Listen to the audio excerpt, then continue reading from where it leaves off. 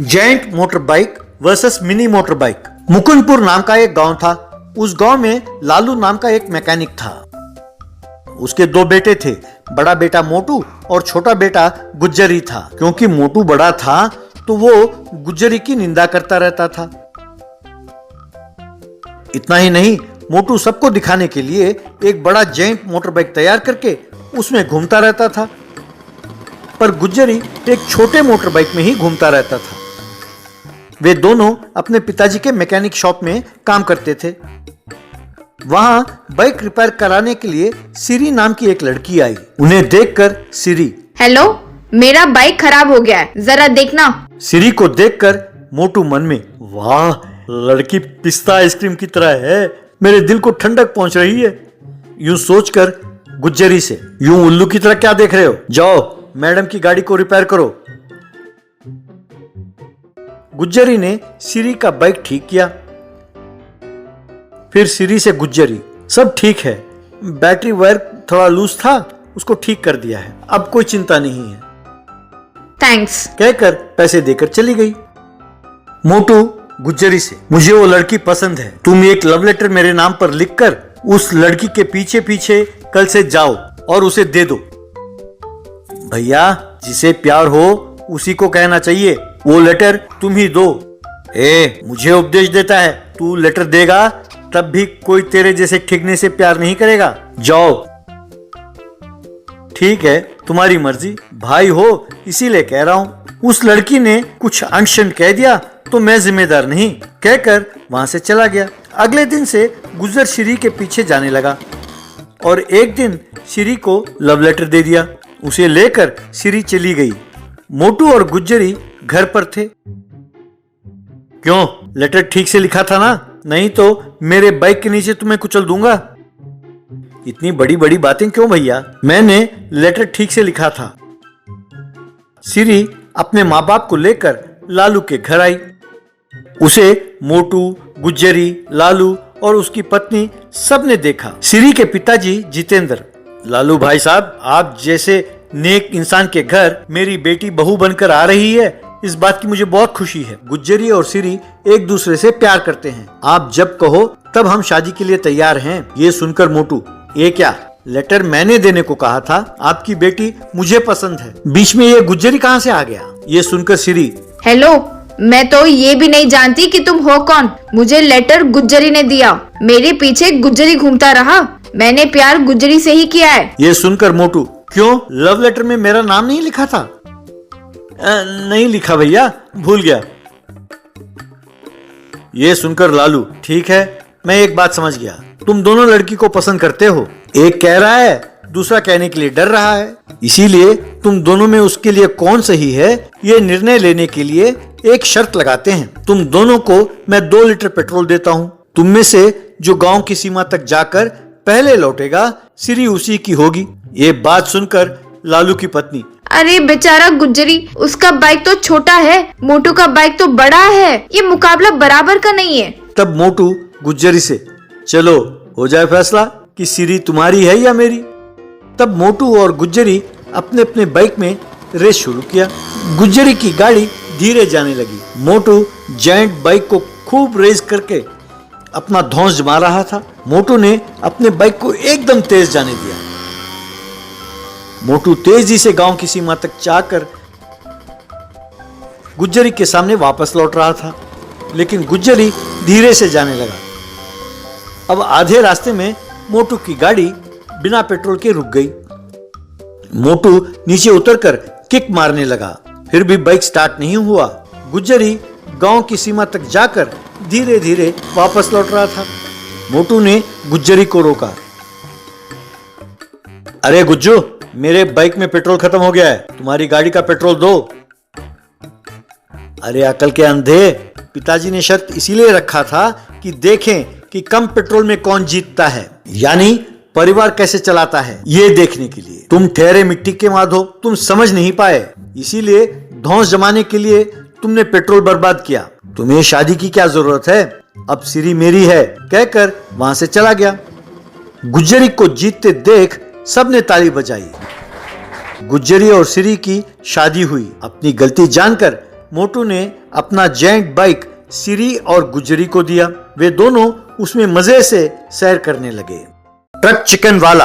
एक गांव में पंकज नाम का एक ट्रक वाला था जो दुनियादारी से अनजान और भोला था। एक दिन पंकज की पत्नी, देखो जी, ट्रक में जो कमाई होती है उससे हमें घर चलाना मुश्किल है। अपना बेटा टिंकू बहुत होशियार है, उसे शहर के किसी अच्छे स्कूल में पढ़ाना होगा। उसके लिए काफी पैसे चाहिए। आपकी आमदनी कैसे बढ़ाए ये सोचिए।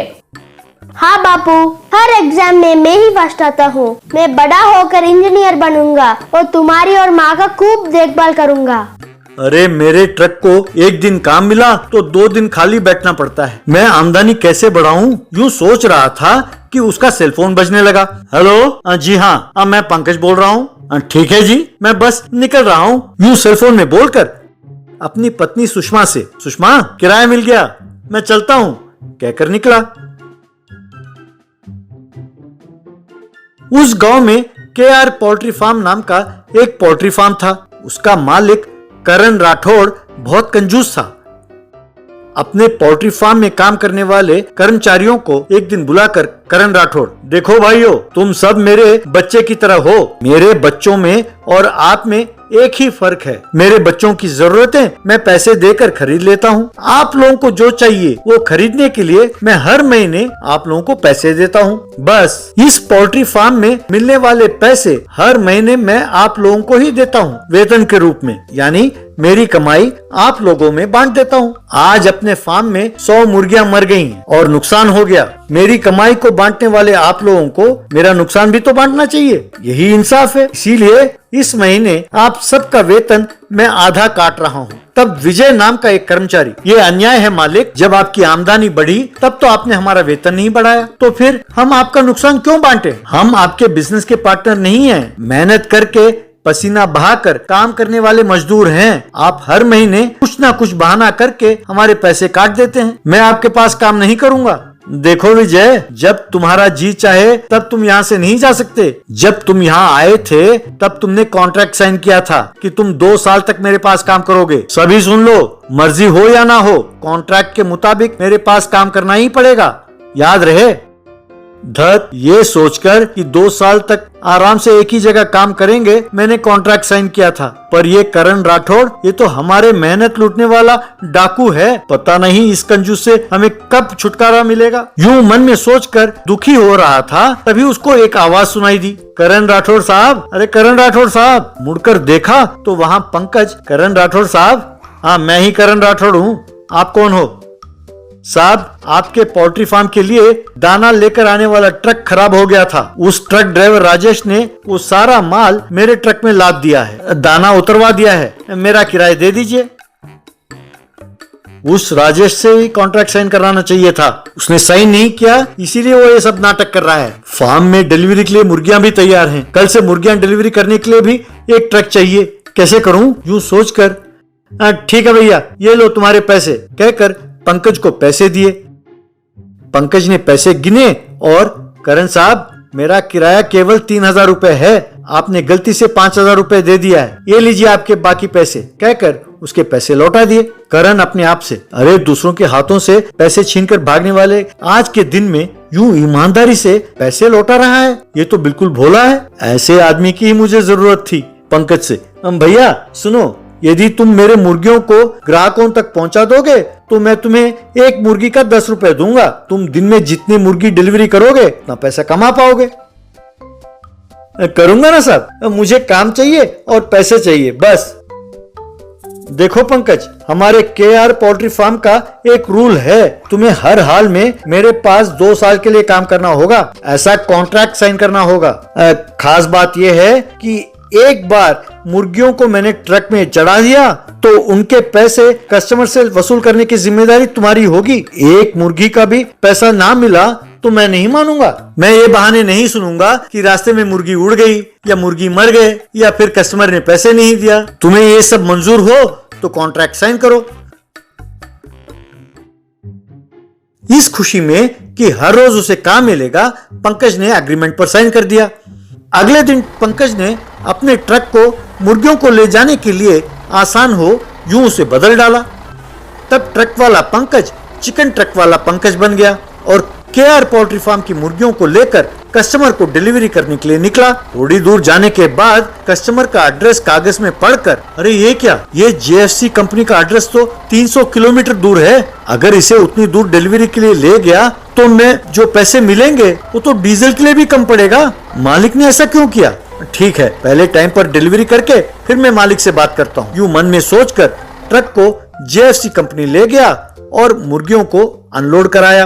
करण के पास आकर, मालिक मैंने मुर्गियों को डिलीवरी कर दिया है, ये रहे पैसे, कहकर पैसे दिए। फिर एक बात कहना था मालिक, जेएफसी कंपनी यहाँ से काफी दूर है, दिन में एक चक्कर ही लगा पाऊंगा। आप जो पैसे दे रहे हैं वो कम है, आप मेरा किराया बढ़ाइए।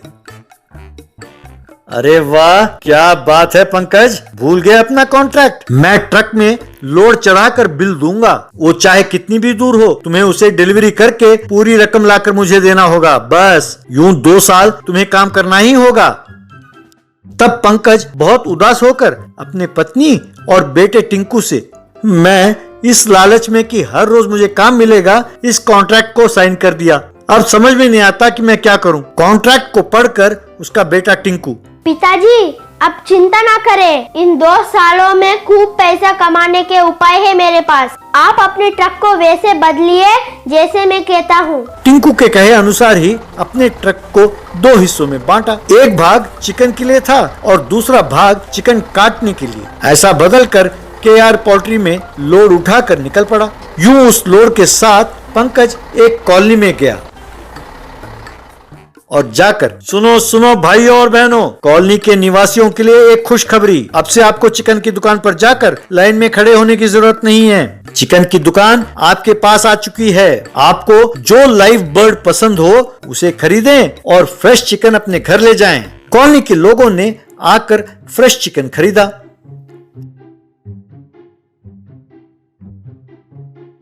एक कॉलोनी वाला पंकज के पास आकर, भैया आपके चिकन ट्रक के कारण लोगों को बहुत दूर चिकन की दुकान तक जाने का काम बच गया है। अब फ्रेश चिकन हमारे घर के पास ही मिल रहा है, तुम हर रोज यहाँ आया करो। पंकज ने सारा चिकन बेच दिया तो करण को जो पैसे देने थे उसके अलावा इसके पास काफी पैसे बच गए। उसके बेटे के कहे अनुसार डीजल का खर्चा भी बच गया। खूब कमाई हुई। पंकज करण के पास गया और चिकन के पैसे उसे दिए। पैसे लेकर करण, पंकज तुमने जेएफसी को चिकन डिलीवरी नहीं किया, उन्होंने मुझे फोन किया था, तुमने कॉन्ट्रैक्ट तोड़ा है।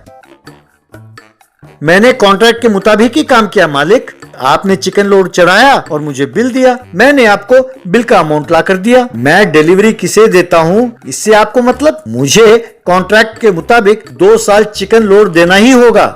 इस ड्राइवर ने रिवर्स गियर डाल दिया। मैंने जेएफसी को 2 साल के लिए चिकन सप्लाई का कॉन्ट्रैक्ट साइन किया है। जेएफसी का कॉन्ट्रैक्ट फेल हुआ तो मेरी सारी संपत्ति बेचकर भी मैं उसका हर्जाना नहीं भर पाऊंगा। यूं सोचकर, अरे पंकज भैया, मैंने अपनी कंजूसी के कारण तुम्हारी ईमानदारी को तुम्हारा भोलापन समझकर गलती की, मुझे माफ करो। मैं काम के हिसाब से ही तुम्हें मजदूरी दूंगा, मुझे और मेरे परिवार को बचा लो भैया, कहकर उसका पांव पकड़ लिया। मेरे कॉन्ट्रैक्ट के साथ साथ यहाँ के सब मजदूरों के कॉन्ट्रैक्ट को रद्द करो, तभी मैं तुम्हारी बात मानूंगा। शुक्र है कोई तो आया जो इस कंजूस को सबक सिखा पाया। पंकज भाई जिंदाबाद, पंकज भाई जिंदाबाद, कहकर बोला।